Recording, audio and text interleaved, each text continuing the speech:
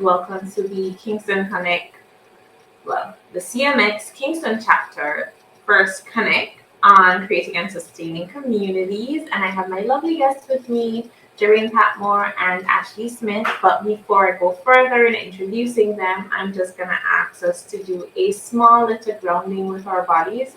And what a grounding is to just getting you back into yourself. It's been a long day. It's to just help you center and come back. So I'm just going to ask you to place your feet on the floor, sit up straight as best as you can. It's just alignment will help best so you can align your spine, stacking your spinal column above itself in a straight enough line. You're going to take a breath in, exhale out the mouth, inhale through the nose, out through the mouth. And as you inhale, I want you to bring your palms together and rub them briskly. Generating some heat, exhale out. Inhale, I want you to make a fist. And then you're just going to use your knuckles and place them right below your cheekbones in that little gap on your face, your jawline, and press, exhaling. Inhaling, release. Exhaling, press. Inhaling, moving the knuckles down below the ears. Gonna apply pressure there as you exhale. Inhale, release. And exhale, you're gonna place the knuckles right along the sides of the neck. Pressing down as you make your way down to the shoulders and out until your hands just come and fall back into your lap. Final breath in,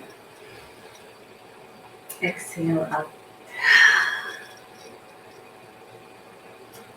Thank you all so much for joining in that, and I hope you feel a little bit more grounded and, bringing us all together into the space in one accord.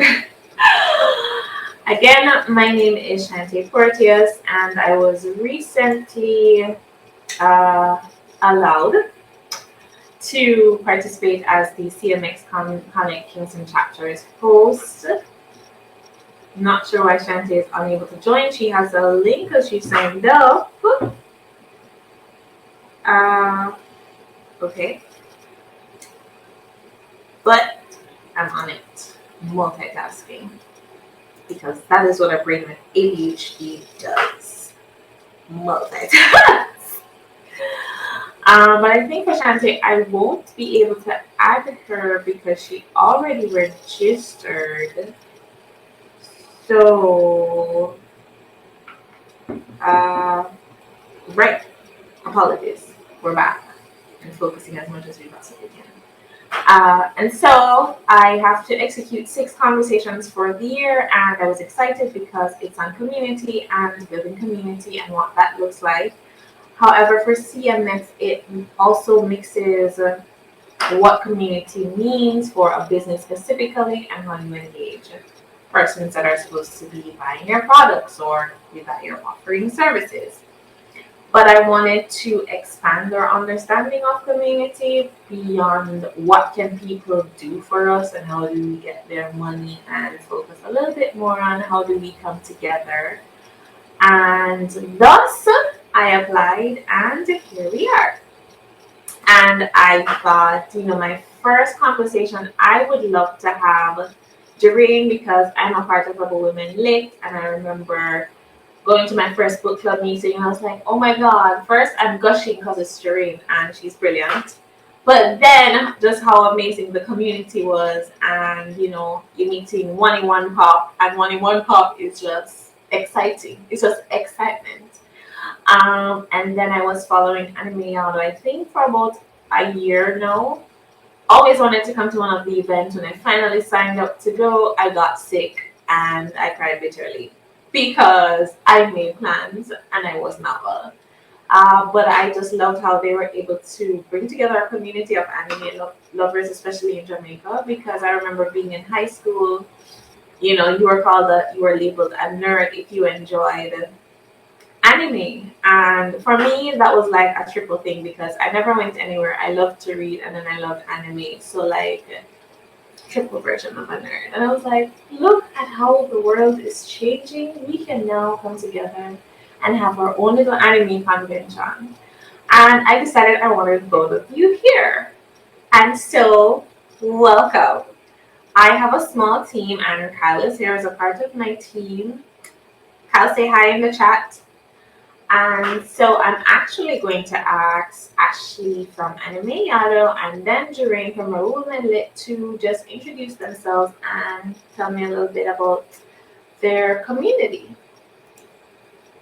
So Ashley, go ahead.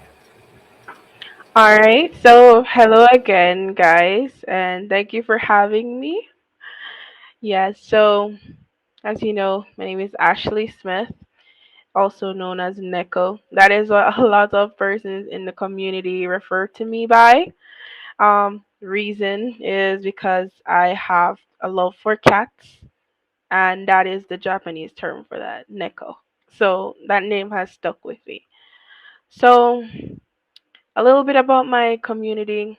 It is anime, just say Japanese pop culture type of community, right? We love anything that is anime, cosplay, and gaming, art, and so on and so forth. So it is, as Shantae said, it is for our nerds, our geeks, our otakus. It's for the niche type of people, like who want to express themselves through art of wearing costumes, which, as you know, it's called cosplay for us. So, that is what my community is based. It is a Japanese pop cultural community, and that is what we like to do, and we normally do express ourselves through the events that we have. Thank you, Jherane. All right. Hi, everyone. I'm Jherane Patmore. I'm the founder and CEO of Rebel Women Lit. And we are a bibliotherapy community based here in Jamaica. However, we have members across the globe. And I'm pretty excited that we've been able to grow what was just a book club into a community centered around reading, reimagining the world, and just meeting some like-minded people and understanding the world that we live in, the systems we live in, and how our personal decisions can change that. So as I said, we started out as a we have, well, we'll soon have two podcasts. We have a library, we have a bookstore, we have events, we have pretty much everything that you can imagine when it comes to the world of literature. But more importantly, I think we have a community of people who've been able to gather, make friends, and just reach across and connect with people across the world based on their similar issues, based on similar opportunities, and just being able to support each other. So it's more than just a book club, but at the end of the day, it's a book club. So I'm pretty excited about the community and how it's blossomed beyond me as the founder into a thriving community where people are able to connect and become friends and just exist in this space. So that's kind of a synopsis as to what Rebel Women Lit is. And as we go along, I'll gladly talk more about how we've evolved and how we keep evolving as a community. Thank you both. And what I heard from you both was bringing together like-minded people and their interests were either books or it was anime. But was there anything else that led you to creating this community? Yes, you want to meet people, but like facilitating the creation of a community. Anyone, if you can go first. All right. Oh, Ashley. All right. So when I created Rebel Women Lit, it was never meant to be an open space. I did it as a birthday gift to myself. I figured it'd be a lot where I had recently left university. Most of my friends would have been broke at that point. And I figured instead of asking for gifts, I would send everybody an illegal copy of an Audre Lorde book with selected essays. And I said, hey, let's just read. And you can come up to my place, bring drinks and wine and whatever, and we'll just chat about the book. And it was a really great birthday gift to myself. And at the end of the meeting, everyone was like, okay, so what are we reading next month? And I was like, okay. I didn't think this would turn into something. So we kept on meeting. And I think after the fourth or fifth meeting, we decided to open it up to anybody who would have been interested because people kept on bringing their friends of a friend, and I was able to meet new people in this book club space. So we created a Twitter page so that we would be able to just share stuff and a newsletter.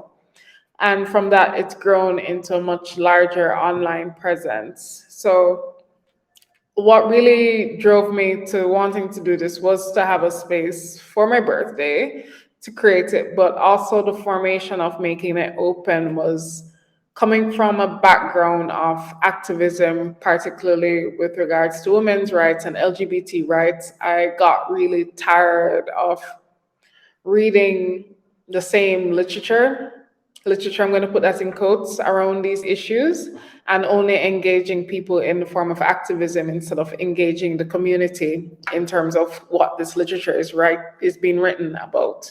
So the space enabled us as queer people, as women, as people who are allies to come into this space and support each other without the gaze of an outsider, without the gaze of trying to prove that you are worthy of being a human, without the gaze of trying to prove that you're worthy of human rights.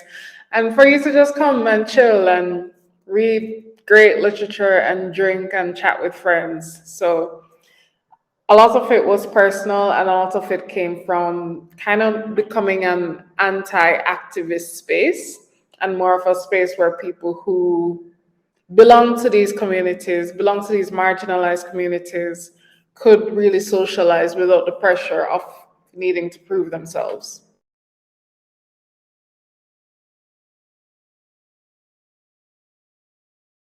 All right. All right. So I'm not gonna lie. It sounds kind of similar to what I was gonna say. It all starts off with a personal thing. Like it's something you love to do, and it's it just blossomed from there. You know. So it's the same thing for me as well. It started up as a hobby, like just a simple hobby. I just wanted to meet persons like myself that were the ones at the class, like by themselves, that didn't really have much friends. And they, we were the nerds, we were the know it alls, we were the persons that were weird. So I wanted to meet other persons like that. And I did find a community actually. There was one already before even anime Yado, and they're no longer around. They were called Jamaica Cosplayers. They had Anime Nation. Their last event was back in 2014. Um, I think it was at the conference center back in the time. So I did already have a community, and I met a lot of people from that community. And some of them are the same persons that come to the event right now, and some of them are assisting us with our events. So the way how it kind of started off for me when I did anime Yado, majority of the persons are like really young. Some of them are, you know, maybe in their 20s, but most of them are really young. We wanted to give them that safe place for them to express themselves and be able to, feel comfortable in a costume and not be criticized. Because even with the LGBTQ community, like persons who wanted to cosplay, like let's say gender blending, I don't know if you're familiar with that, but there are costumes out there that maybe, okay, it's a guy, but I want to cosplay as, as a guy, even though I'm a girl. Like nobody is there to like criticize them. And if you wear a wig that's in an odd color and you're wearing a skirt, even though you're a guy, nobody cares. It's a safe place, and we wanted to have the anime community. We wanted people like ourselves to be able to express ourselves and just feel normal because everyone there is doing the same thing. So it's kind of the same concept with the anime community. We wanted our nerds, our geeks, our weirdos to just feel comfortable and be able to express themselves. And that is why we created Anime Yado, so that we can, you know, give them that safe haven that they deserve. Thank you both for just bringing this into the world. I was here just thinking, every year for my birthday, I want to be fed, I want to be given candles or books, or I want to be sent somewhere, and people are out here bringing people together for their birthdays. And I'm like, am I lifing right? I'm going to do some reflection on this, and we're gonna come back here, and I'm gonna tell you where we are in that, and you're gonna give me a hook sticker or a wrong one, but we're gonna do some serious reflection. And my next question is, what were some considerations that you had which informed your choice to cultivate this space? So, what made you want to continue, I guess, to build the space with other people? Jherane can go first so I can help us out. Okay.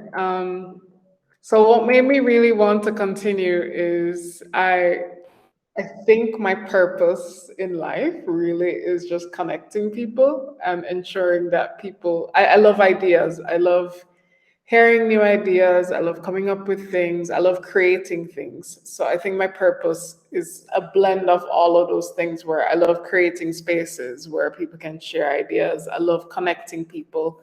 I love bringing people together. I love community. So that in itself is like an internal driver that always keeps me going. And I guess we can talk a bit later about how that in itself can be a pressure for me to always be perfect in what I create.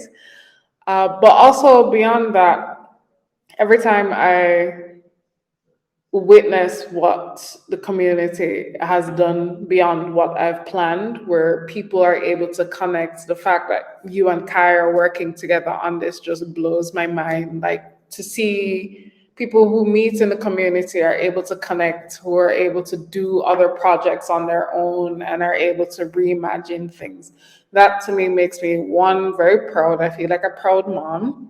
But more so, it reminds me why it's so important for you to create these alternative spaces that bring people together. So I love that. So very much what removing me from the equation, seeing what people are able to do, and when you don't put limits on what people do, that to me is the catalyst to keep going, to keep saying, yeah, we need to keep creating the space, we need to keep inviting new people and seeing what comes out of these minds meeting. So yeah, that keeps me going. Thank Nice. you, Mobile. We appreciate you. Ashley. Yeah. So, yeah. So, what drives me? I love, I love building. I love, I love building a community and just watching it grow. I When I first had my first event, it was really huge. I had 350 or more persons come out, and as I said, it was like a hobby for me, right? And I didn't expect this many people. There's a team of three of us, and we were like, how many people do you expect to come? And then everyone was like 35, 40, and then it just blew our minds that 10 times that amount came out. And then we're like, we got to keep doing this. And so we did. You know, over time, we saw that hundreds of persons are coming out, and we're like, we have to get more. So like we like the aspect of building. We that was my thing for me. Um I like that a lot of us are actually out here. There's so many persons that are into anime and cosplay and they just don't know about us. And it's kind of sad that there's a lot of persons who um the nerd class, they don't really know that there's a place for them. So I want to keep driving to make sure that there's some awareness for that so they can feel like, okay, there's my place in this world. And I want to make sure that everybody gets the opportunity to like experience that. So I will drive to like keep doing the events and making sure that the awareness is out there, and persons right now are in like our WhatsApp group chat right now. Like there's 300 persons in there just talking constantly every day, and most of these persons are the quiet type in the back of the class, just talking or drawing in the back of their book some anime character, and they're here because they feel safe that they can be able to express themselves. And that is what we want to see. We want more persons to get out of their shell and feel safe to do what they love to do. So that is what drives me, and I will keep having the events so that more persons can become aware. And soon, very soon, we can hopefully have Comic Con in Jamaica, you know. So that is what drives me, the people. So I will continue to build and make sure the events go well just for them. Thank you. I don't know. That just made me warm. All of it made me warm from both of you. Yes, my Aquarius moon is very much overthinking everything. I think one of the things that came up for me as Ashley was sharing specifically was I wasn't at the back of the class thinking about anime. I was at the front because you cannot beat me. You cannot beat me if I'm thinking or I'm reading. You just can't. I mean, isn't that what you want? Would you prefer me to be outside doing something, vandalizing school property? I'm your best bet. And I'm looking forward to Comic Con. Like, I've always wanted to dress up, but I don't know as what just yet. Because all of the anime that I love have male leads, and I'm like, I'm not sure where to pat my breasts. That's gonna be a challenge for me specifically. I know they have bodysuits, but I'm also just like, am I invested enough? Can I just go and look at people? Uh, which leads me to my next question. How did you go about inviting people or making space for the expansion of your community? I know Ashley, you said you had 350 people, and I think you guys should have anticipated that amount because it was three of you and you all said between 30 and 45 people. And so you should have done the math and multiplied it because it makes sense. There you go. But how did you guys go about like inviting people or knowing, you know, who to say this is a space that we have? Feel free to come in because I know Jherane was also friend specific for building. Either of you can go first. Ashley, go Well, ahead. okay. All right. So yeah, so just as any event hosting entity out there, marketing, some heavy marketing. So, we used to go out and we would handle flyers. We try to go to the schools because a lot of the persons that come to our events are young adults, teenagers, persons that are, maybe in high school, college. Those are like our 90%. That's like 90% of our patrons so far. So we try to go to schools, and if we already have like few persons, like students that are in our group, will give them a free ticket. They'll go ahead and they'll do their thing and help to spread the word. you know so that's how we started. We just we spoke to our friends. Or like, hey, can you help us like promote this event for us? And when we were having our first event, we made sure to pick the best venue. So like in our heads, it has to be somewhere open, somewhere where even when you're not going to the event, you'll see it You'll see a bunch of people in costumes, and then you'll be like, let me go over there. So we had it at Hope Gardens, and that was at the Shell Bandstand. It was right next to the parking lot.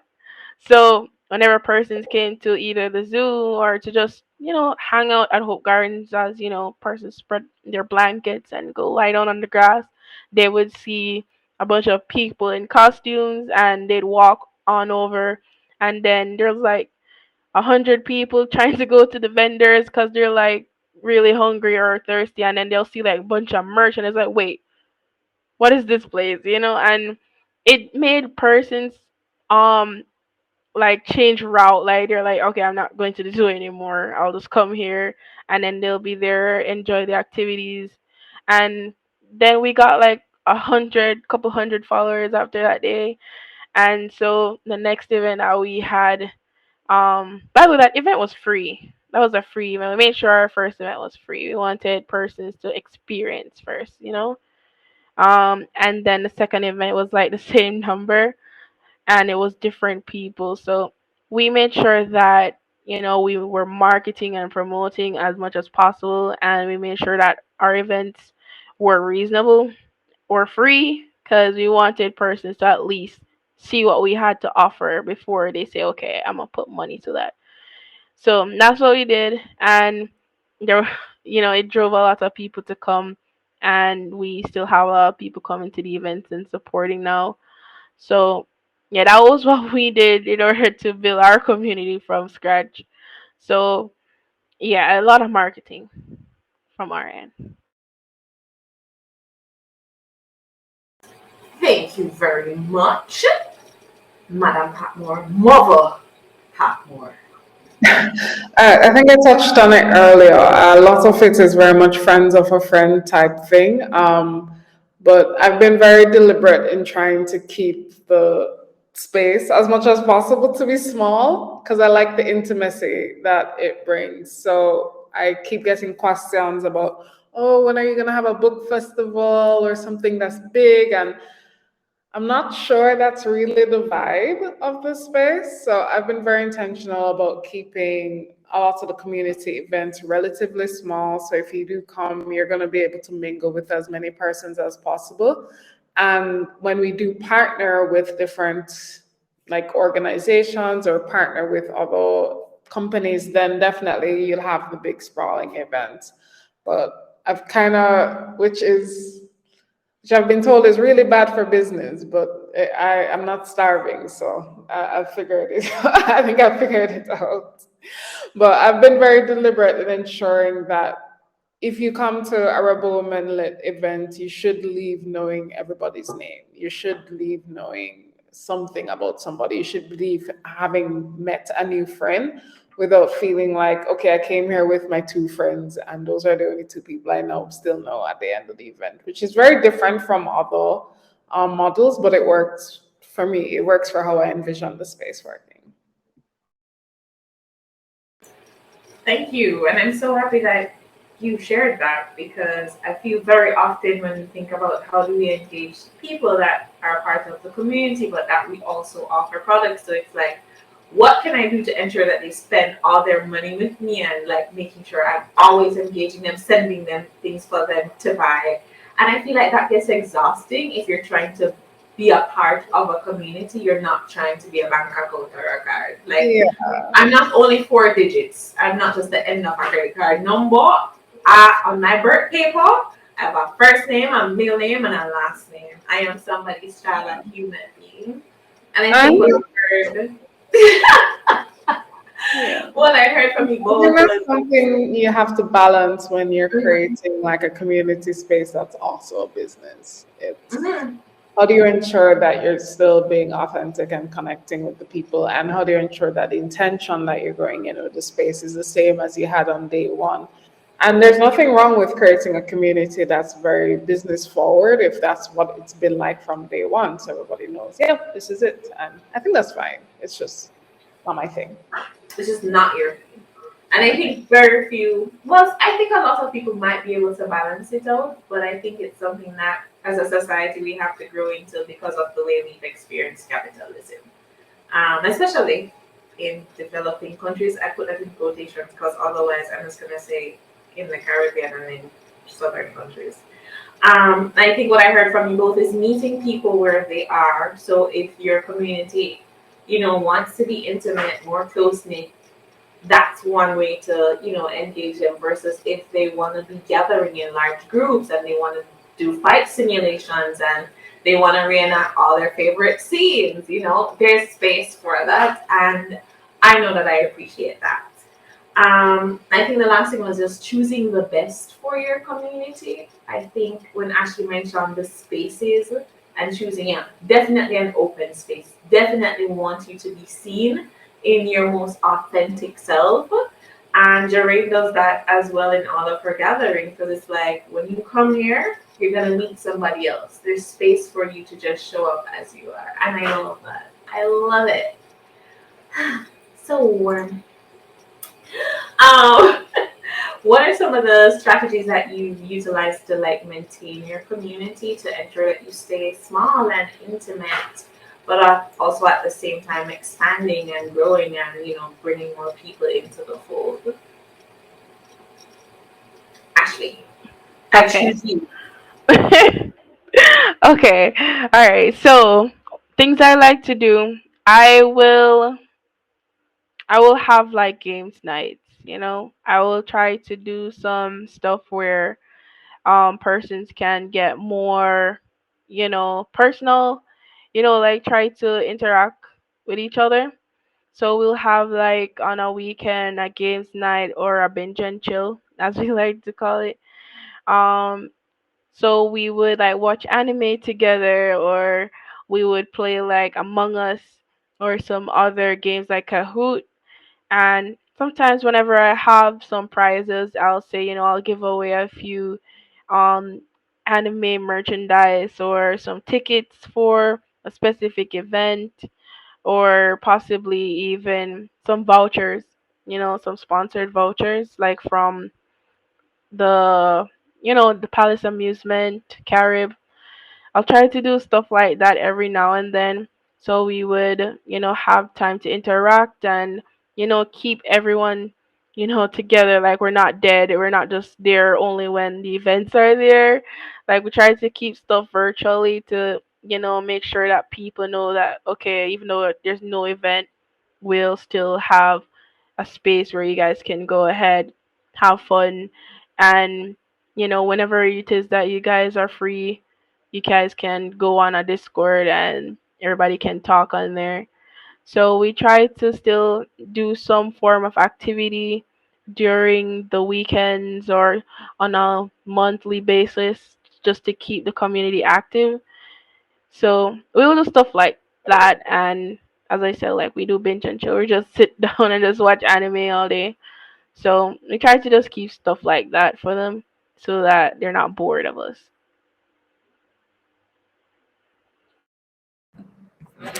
I think the beauty of having a book club is that it almost self selects because you have to read a book and then you have to meet to come and talk to people about it.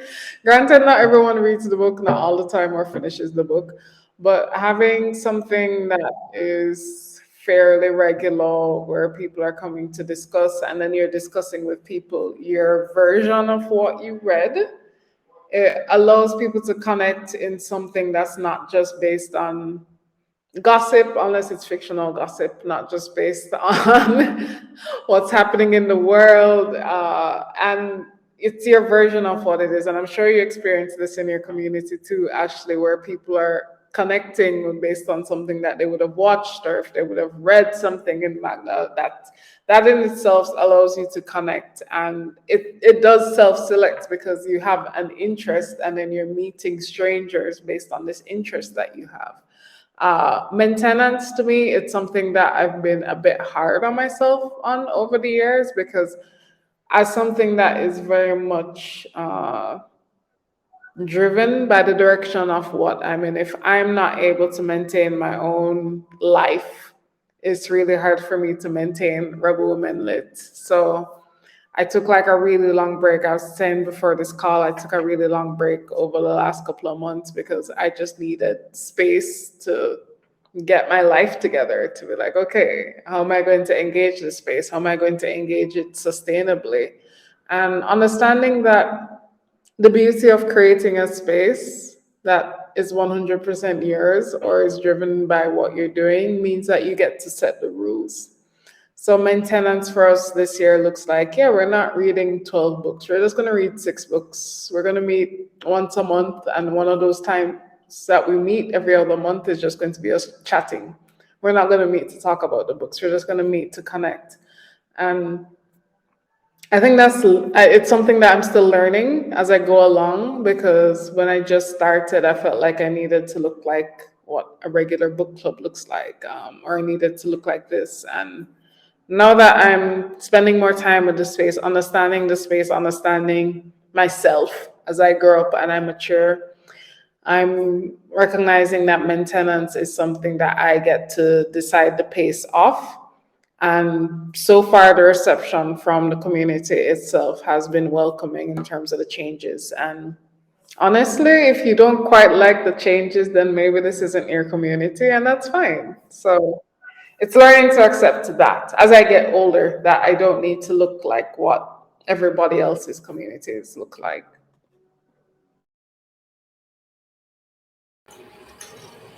I love how you said, and it's okay if that's not what you're about. It's it's fine, because then my type A personality will be like, sweetie, I'm tired. Get with the program really quickly. Let me rest.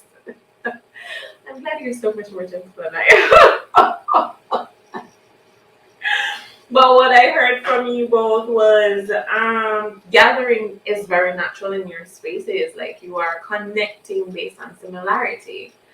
Um, Thank you, Henry, so much. We hope to see you again. All the best and rest well in Colombia. Thank you so much for coming. Um, right. To just like come together in authenticity, just sit and chat and elaborate and say, oh wow, I like your earrings. Oh wow, thank you. I got them from such and such. And we have an extensive conversation about it. And if you happen to have ADHD, it's going to spiral into something else. And I love that.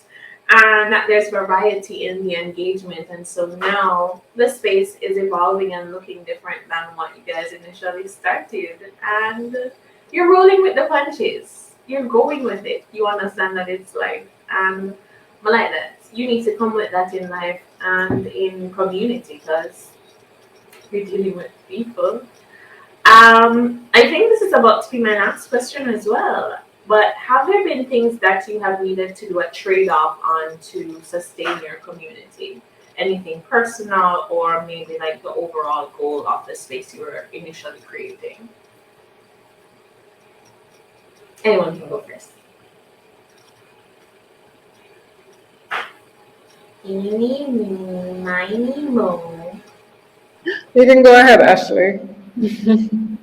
Why me? Okay, you said trade off, right? Yeah.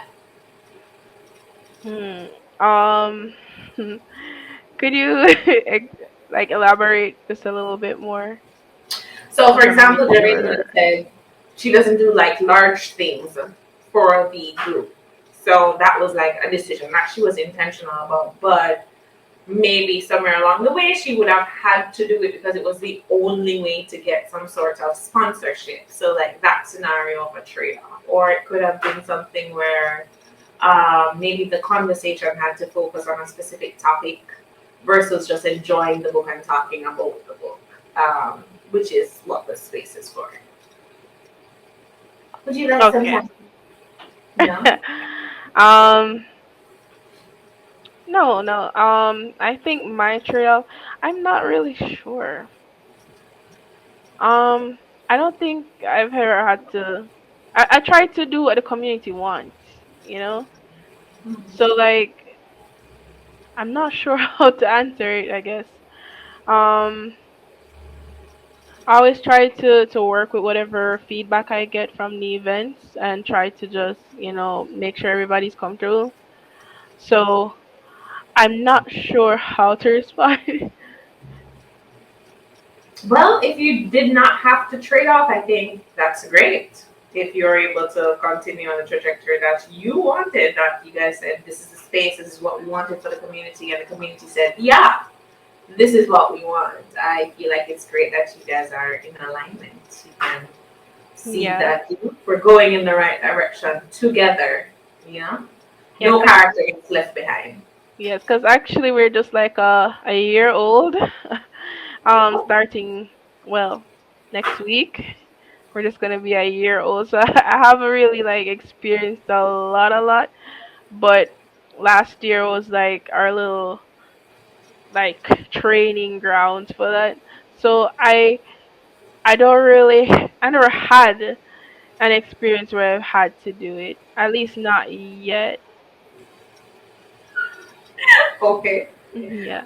we will come back to this. I will do a follow up in a year or two, maybe. Right? Happy anniversary when it comes. Thank Happy you. anniversary. That's such a big deal. Congrats. Yeah. Yes, thank you. Congrats to you and the team. Thank Um, you. I thought about this question and I feel like I've been, all my trade offs have been, I think, I hope, positive. So when I talk about abandoning the idea of growth and focusing more on sustainability, that's a trade off I made, especially when it comes to social media. I felt a lot of pressure with Instagram to be thinking of, oh my God, what does the algorithm want? Oh my gosh, how do we? And I'm just like, I don't care if we have 50 people following us, if those are the 50 people who are coming to book club. I really don't care. So that to me has been a trade-off I've made where I don't care. I've even stopped using hashtags really because I honestly, not Not really. the hashtags. Yeah, I think I only use Rebel Women Lit as a hashtag, maybe. I might use like one or two, but that's like a trade off that I've made. I've been very deliberate in saying that I'm not going to chase the idea of growing for the sake of growing or growing because it looks nice to look and you see the little K in followers. Like, I, I, I, I don't really care about it anymore. As long as I'm reaching the people that need to be reached, I'm fine with that. So that's a trade off I've made. I've made the trade off in terms of seeking growth, which is very much how, if you're on social media, if you're running a business, you're looking at quarter after quarter, looking at that type of growth and sustainability, that growth and mistaking it for sustainability. So I've been trading that off and thinking more about the actual sustainability. How do I get to know the actual members of Rebel Women Lit? I know their names, I know their interests, I know their likes, their dislikes, and I can, like, that sort of stuff to me is more important than if I get another, I don't know how many followers I have on Instagram. If I get another, if I like double that number, it doesn't matter to me as much as if I know the 10 people who consistently come to book club, I know what they like. That to me is something that I value more. Um, and there are other things in there that's wrapped into that. So it's not just the social media, it's the business. But that kind of self selected itself where I was considering opening an actual physical bookstore. And then the world decided COVID. And I was like, okay, maybe I shouldn't. And I'm really glad that the universe kind of pushed me in a different direction because I would have, it would have looked like a very different space if we had headed in that direction. And yeah, in terms of the organizations that we work with, in terms of the people that we partner with, thankfully I haven't needed to do any trade-offs. Because when I get approached by someone and my energy is just not there, I'm glad I'm in a position to just say no, it's not gonna work. But yeah, I think the only trade-offs I can think about have to be around growth versus creating an intimate and sustainable space. Yeah. Thank you. I don't think I've ever heard anyone say I'm focusing on sustainability and not growth like a day in my life. And no, and it made sense. I was like, that explains so much about why you will see a brand change and it just feels like whiplash, like out of nowhere. You just see like its image looking completely different, and you're like, this is not what I signed up for, and you're immediately just like unfollow. I understand it. Constantly chasing the algorithm high, and yeah, especially when it doesn't always equate to like profit. I You're both onto something here. Yeah, no, Rebel Women Lit remains profitable and more importantly, well, not more, but just as importantly, it's sustainable. I don't need to have the growth. I don't need to have that high of saying, oh my gosh, this quarter we did 10% more in rev, or like, as long as the bills are paid, I'm not starving, the company is fine. Amen. Good. Amen. Amen. As long as we're not starving, we don't. Not starving, and I can still do nice things and grow flowers for the community. We're good. We're good. Right? I am going to be growing flowers soon because we're on the land at Solidarity, and I'm so excited because when I get back from school, I want to be selling flowers in St. Anne. I don't know if we have a flower show, but I'm going to find out because I want to be there with my lilies. I don't need to figure it out right now. That's the plan. And I want to be able to give them away for free. That's very important because I think our communities all need. I think people just need to receive flowers. Like, just know that somebody's giving you something pretty. Somebody put their energy into taking care of this plant and tending to it. And they said here. And I think that's what you've both done with your communities. Like, you've tended to it, you've given it what it wants, what it needs and requires, and the things it probably didn't know it needed. I think sustaining a model is also very important versus shocking people with growth. Like, 1 week we're 15 people in person, and another it's like 60, and I'm gonna be like, wait a minute. This is different. This is way too new all at once. You need to baby step me into it. Um, yeah, so I would love for you both to tell me what's upcoming um, for the guests. All of us here, we're family now.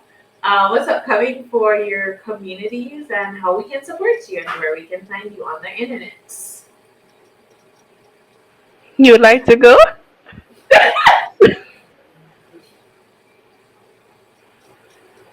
No, it's you, Ashley. You're first. Okay. All right. All right. So upcoming. So this month, because it's the second now. Yes, for this month on the 25th February, right? We'll have Daisuki. That is our Valentine's Day theme event, and it will be kept at the Campion College Auditorium, and it will be from 10 a.m. to 6 p.m., where they'll have cosplay competitions, tournaments, and so forth. There will be vendors selling merchandise and other knickknacks there. Um, so yeah, that's what's upcoming for me, and you can find us on Instagram, Facebook, Twitter, and even TikTok and YouTube. At Anime Yado. Thank you. Thank you. All right, so we're having our Rebel Women Lit first link up for the year this Sunday at Hope Gardens. We're going to find an elusive place called the Poets Corner. I've only managed to find it on the Hope Gardens website, so we're going to go hunting for where it is on at the Hope Gardens grounds. So we're going to be doing that this Sunday. That's Sunday the 5th. Is 5th? The 5th of February.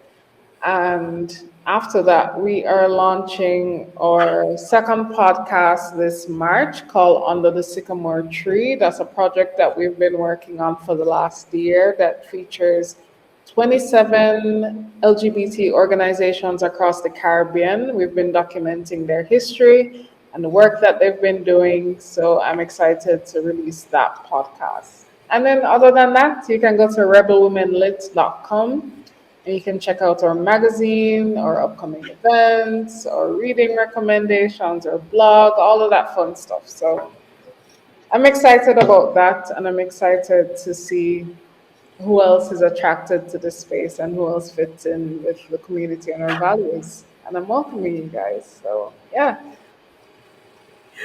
Thank you. I'm looking forward to all of these things because I'm gonna be at all of them. Yeah, I have tickets and everything. Hi, Lana. Thank you for coming on camera. The only one who did. And if you would like to follow the CMX chapter, we're on LinkedIn.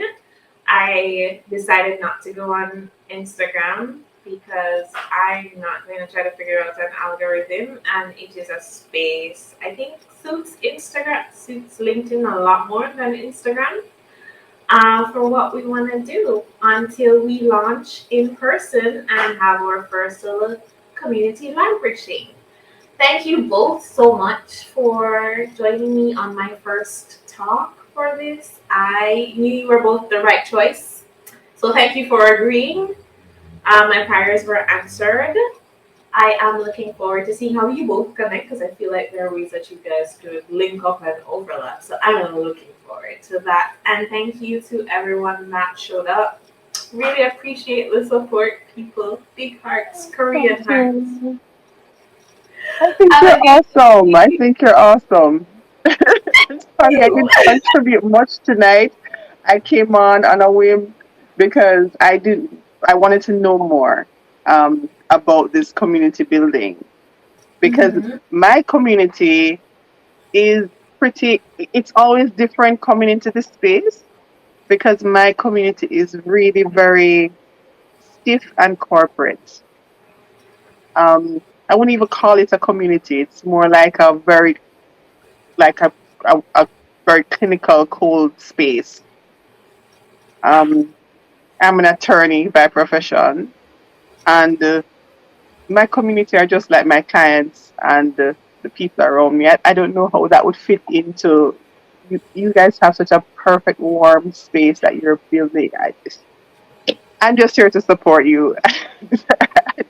Thank I you. feel like the fish, the odd person out in this space, but We all left corporate in one way or the other. We all said, maybe that's not what we want to do. But if you all would like to stay for another 10 or so minutes, I can definitely end the recording so it feels a lot more closed. Are you okay with that?